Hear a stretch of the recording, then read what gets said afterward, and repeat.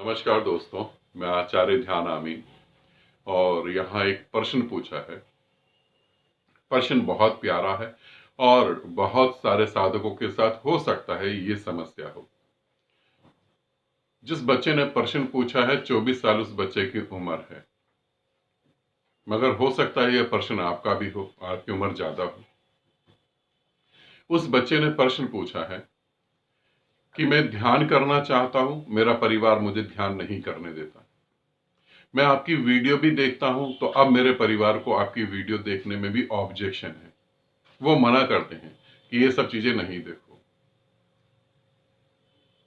और वो आपको पसंद भी नहीं करते हैं। ये तो बहुत अच्छी बात है, क्योंकि अगर मेरे को पसंद करेंगे तो उनका जीवन ही बदल जाएगा। तो ये तो बहुत अच्छी बात है कि अगर वो मुझे नहीं पसंद करते। पूछा है कि अब मैं क्या करूं। एक तरफ आप हैं, एक तरफ मेरा परिवार है।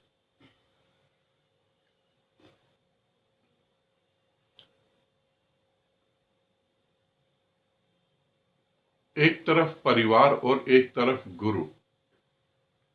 एक तरफ परिवार और एक तरफ परमात्मा।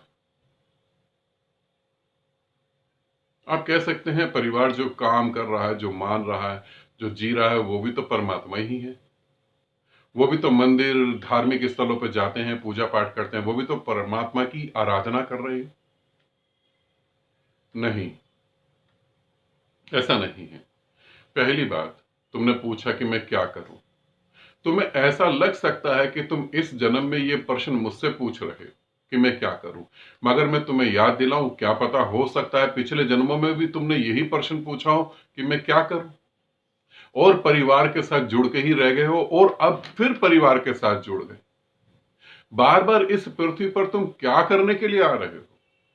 तुम्हें लगता है वासनाओं को भोगने के लिए?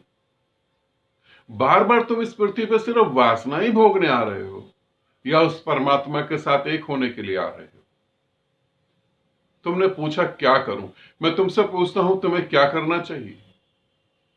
तुम्हें क्या फिर दोबारा जन्म लेना चाहिए इस पृथ्वी पर और इसी परिवार के साथ, या ऐसे ही कुछ परिवारों के साथ दोबारा पैदा होना चाहिए और दोबारा ही ये संसार के नियम, ये समाज की मान्यताएं, इन्हीं के साथ दोबारा जीवन जीने की जरूरत लगती है? तो फिर ठीक है, मैं तुम्हें यह नहीं कह रहा कि परिवार को छोड़ दो। समझाने की कोशिश करो। कोई भी परिवार का व्यक्ति ये नहीं चाहता कि उसके घर में कोई संत पैदा हो। संत तो पैदा होना चाहिए धरती पे, मगर पड़ोसियों के घर में, हमारे घर में नहीं। हमारे घर में तो इंजीनियर, डॉक्टर, वकील, जज, प्रोफेसर जो ज्यादा पैसा अर्न कर लें, क्योंकि हमारे पूरे समाज की दृष्टि पैसे पे टिकी है। ज्यादा पैसा अर्न कर लो तो ज्यादा खुशियां मिलेंगी। ज्यादा पैसा अर्न करने से तुम ज्यादा चीजें इकट्ठी कर सकते हो, खुशियां नहीं। मुझे क्या करना चाहिए? मुझे वो साधना भी नहीं करने देना चाहते, क्योंकि तुम्हारी साधना सभी देवी देवताओं के अपोजिट हो जाती है। वो पूजना चाहते हैं किसी मूर्ति को, वो पूजना चाहते हैं किसी ऐसे व्यक्ति को जो ये उन्हें बताए कि उनकी जिंदगी सिक्योर कैसे रहेगी, उनका जीवन सिक्योर कैसे रहेगा, कैसे ज्यादा धन कमा सकते हैं। वो चमत्कार की इच्छा लेकर बैठे हुए हैं। और इस पृथ्वी पर मैं तुम्हें बताऊं, इंसान तो इंसान, इंसान को छोड़ भी दो, इस पृथ्वी पर जो भी देवी देवता पैदा हुए उनका ही जीवन सिक्योर नहीं था। ऐसा कौन सा देवी देवता है जिसके जीवन में तुम्हें दुख ना दिखाई दिया हो? फिर मुझे क्या करना चाहिए? अपने से पूछो। पहले भी तुमने ये प्रश्न पूछे हैं और पहले भी तुम्हें उत्तर मिला, मगर तुमने करा क्या? जो तुम्हें ठीक लगा वही तुमने करा। इस बार उत्तर की नहीं उम्मीद करो, इस बार खुद डिसीजन लो कि तुम्हें क्या करना चाहिए। परिवार जा रहा है यमराज के साथ एक लंबी यात्रा पर। तुम्हारे सामने ऑप्शन है परमात्मा के साथ जाना है, यमराज के साथ जाना है। अब तुम चूज करो तुम्हें किसके साथ जाना है। परिवार तुम्हें ध्यान साधना नहीं करने दे रहा, या करना ही नहीं चाहते। तुम यदि चाह दो तो तुम्हारी चाह को रोक कौन सकता है? साधारणता एक लड़की से भी प्रेम हो जाए, एक लड़के से प्रेम हो जाए, परिवार तो उसको भी रोकना चाहता है, मगर शादी हो जाती है, बच्चे भी हो जाते हैं, उसमें तो तुम नहीं कहते कि हम प्रेम नहीं कर पाएंगे।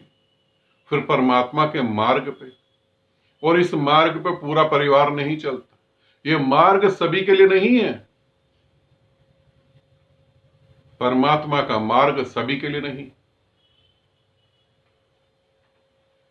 जब पानी हम आग पर रखते हैं और पानी 100 डिग्री से ऊपर जाता है, जब वो उबलने लगता है, तो ऐसा नहीं कि सारा ही पानी भाप बन के उड़ जाता है। पानी तो वही भाप बन के उड़ता है जो ऊपर होता है।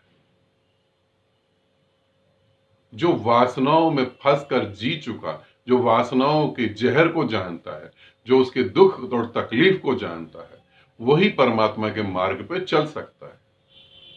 जो परम शांति, जो ऐसे प्रेम को पाना चाहता है, जो प्रेम को खंडित करने का कोई उपाय ना हो, जिसके आगे मौत सर टेक दे, जिसके आगे मौत घुटने टेक के बैठ जाए और मौत हार जाए, ऐसा प्रेम जो पाना चाहता है, वही परमात्मा के मार्ग पर चलता है।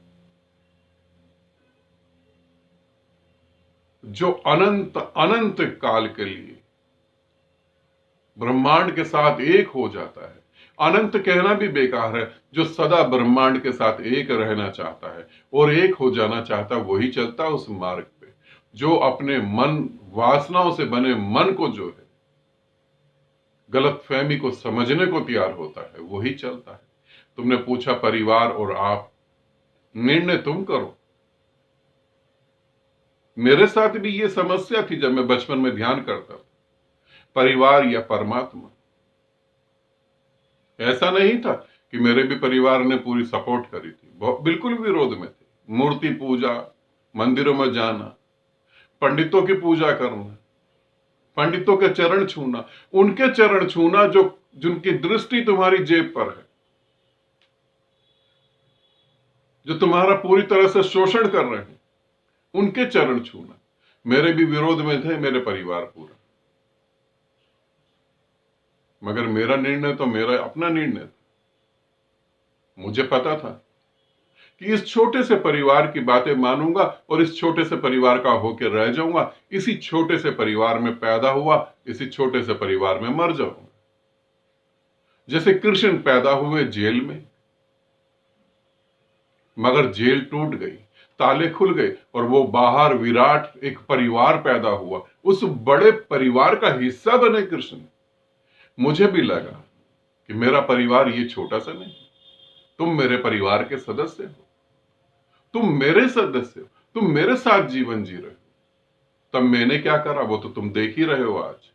अब निर्णय तुम खुद लो, मुझसे ना पूछो, क्योंकि मैंने तुम्हें कई बार उत्तर दे दिया इस बात का। ठीक है, आनंदित रहो, सदा खुश रहो। बहुत बहुत प्रेम आप सभी को।